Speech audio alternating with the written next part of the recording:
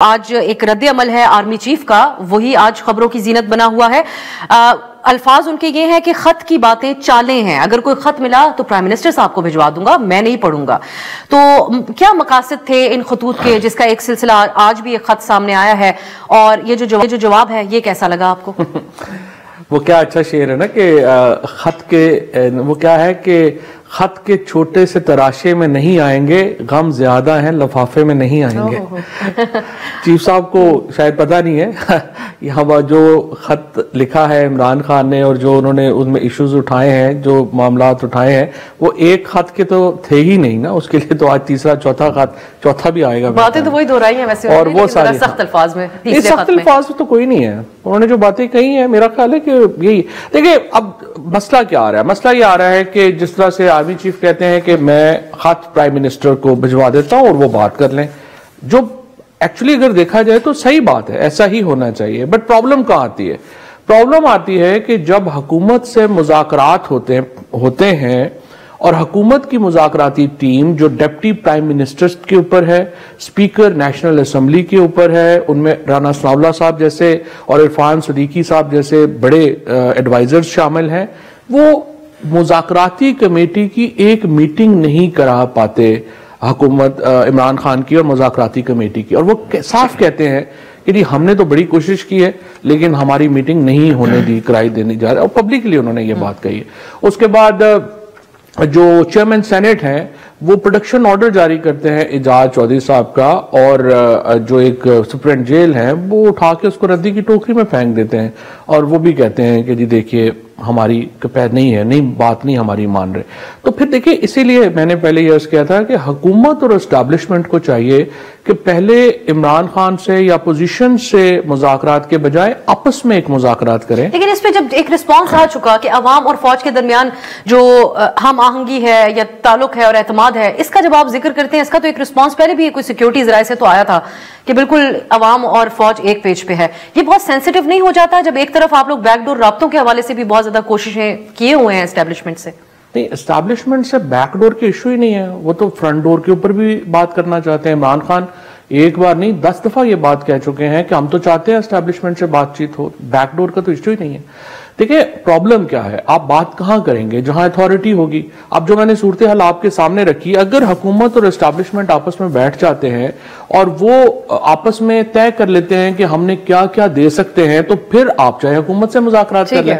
But if you ask me, तो मेरी opinion तो यह है कि सारी सियासी जमातों की और एस्टैब्लिशमेंट का एक ग्रैंड डायलॉग होना चाहिए, क्योंकि पाकिस्तान ऐसे चलना जो है ना, वो ये भी मैं नहीं चाहता कि जो हमारे साथ हुआ कि हमारे साथ एस्टैब्लिशमेंट जो है वो नून लीग के साथ वो हो जो हमारे साथ हुआ। यानी मैं समझता हूं कि उनको भी अंधेरे में रख के बातचीत नहीं होनी चाहिए हमारे साथ। चले, मैं अब जुबैर साहब बहुत रेलेवेंट शख्स है आज इस मौजू के ऊपर बात करने के लिए।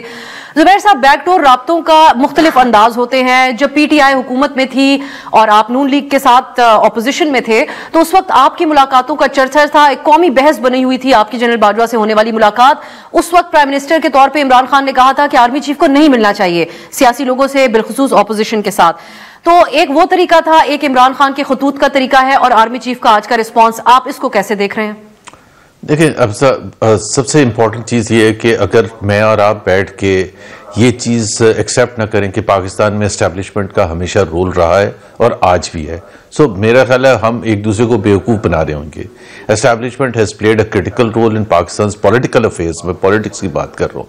अयूब खान के ज़माने से लेके आज तक पिछले वालों को हम बिल्कुल ओपनली डिस्कस कर लेते, आज के मौजू को हम डिस्कस नहीं करते। That is the difference. अब जनरल बाजवा के हवाले से जो मर्जी हो, लेकिन जब जनरल बाजवा वो चीफ थे तो किसी की हिम्मत नहीं थी कोई बात करने की। 330 लोगों ने जाके वोट भी डाल दिया था उनकी एक्सटेंशन के लिए।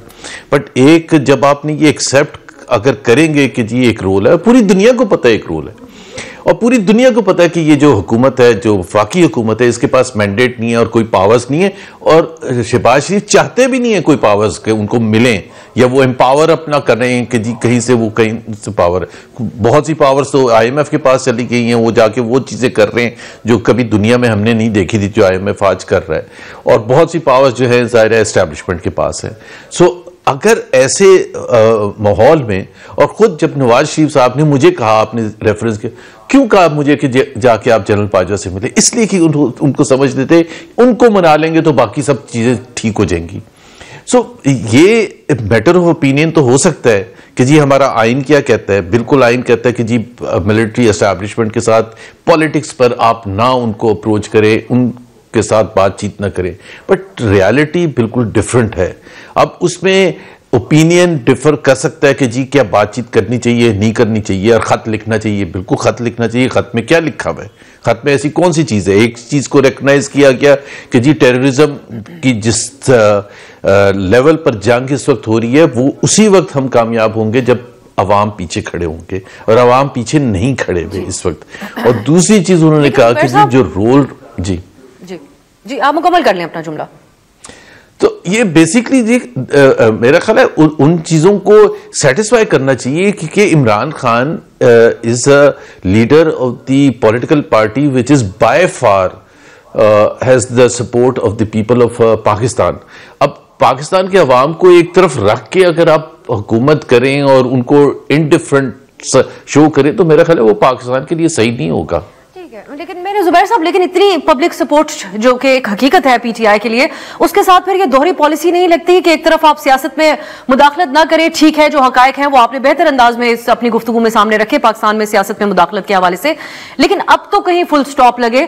आज इतने बड़े ऑपोजिशन इत्तेहाद के साथ पीटीआई बैठी है, मौलाना से अपने इख्तलाफात बुलाकर, अचकजई साहब से इख्तलाफात बुलाकर, तो ये वीकनेस शो नहीं करती कि जब बैरिस्टर गौहर साहब की साइड लाइन पे एक मुलाकात पेशावर में हो जाए आर्मी चीफ से, तो उसको खुश आइंद कहा जाए, गंडापुर साहब आकर इसको बहुत बड़ी अचीवमेंट के तौर पे बयान करें कि हम इस्टेब्लिशमेंट से ही बात कर रहे हैं, वो रोल मैं प्ले कर रहा हूं 99%। तो ये पीटीआई के कॉन्टेक्स्ट में आप बात कीजिए, इनकी दोहरी पॉलिसी नहीं, ये एस्टेब्लिशमेंट का पॉलिटिक्स से रोल खत्म चाहते हैं, या फिर आप समझते हैं पुराना शौक वो चाहते हैं कि वही पूरा हो जाए?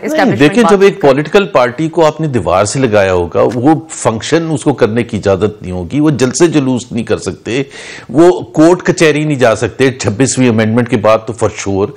जब इलेक्शन कमीशन बिल्कुल एक उनके अगेंस्ट तोपे लेके खड़ा होगा, पार्लियामेंट की कोई सोवरेनिटी नहीं होगी, मीडिया की आजादी को ले लिया, पीका लॉज के हवाले से आप सबसे ज्यादा मुतासिर है, लेकिन आप मुतासिर है तो हम भी मुतासिर है, पाकिस्तान की कौम भी मुतासिर है। तो जब सारे दरवाजे बंद कर देंगे तो फिर you can't expect a political party to behave normal. You can't expect कि उसका हर फैसला जो होगा वो ऐसा होगा जो कि कांग्रेस पार्टी इंडिया में कर रही होगी। कांग्रेस पार्टी इंडिया में ऑपोजिशन में है, लेकिन वहां एक फंक्शनिंग डेमोक्रेसी है, इसलिए उसके ऊपर उस किस्म की आवाजें उठेंगी अगर वो जाके एस्टेब्लिशमेंट से बात करनी शुरू करेगी, या दोहरा मेयार नजर आएगा।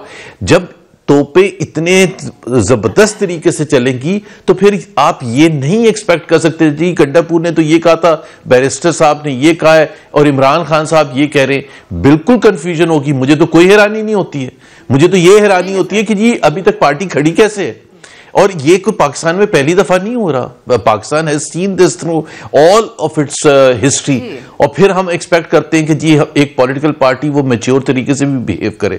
It's a very difficult decision.